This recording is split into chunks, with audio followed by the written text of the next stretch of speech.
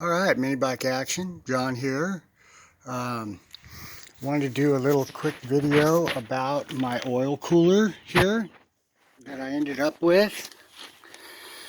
Okay, so what I started out with was an Amazon or eBay oil cooler um, that I had on there originally.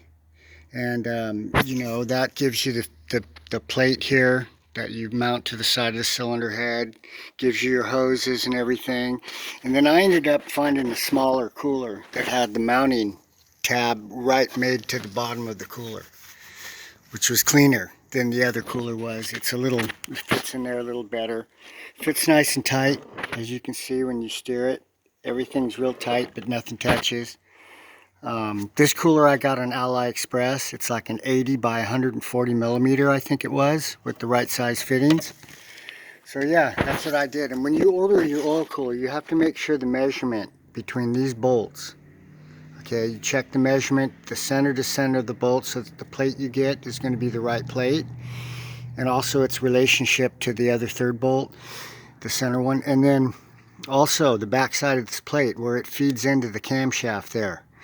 You got to make sure that that doesn't interfere with the cam. On this one, I had to take a little bit of it off with a file so that it didn't contact the camshaft. So that's no big deal, just as long as your oil is freely flowing through there. If you do have to file it, make sure you don't leave no burrs behind. So anyway, that's it. And this cooler does work, especially with the big bore kit. It knocks down the temperature by about 20 degrees, when you're running down the highway. High speeds. So anyway, that's it. I also added a crankcase vent on this bike recently. I used a 14 millimeter banjo, drilled and tapped the cap, and also had to grind the backside, the underside of this bolt, so that there was no interference. I checked to make sure there was no interference with the valve train inside there. So it works pretty good. It definitely relieves a little bit of blow by. I've got it routed up into the air box. I'm not getting any oil out of it, so that's good too. So anyway, that was it. I just wanted to show the oil cooler and some of the particulars of what I ended up with.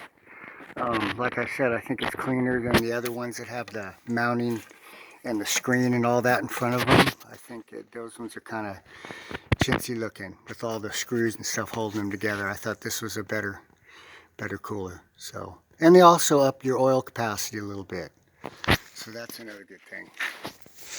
So that's it for now. Mini bike action out. Hope everybody's doing good out there. Take care.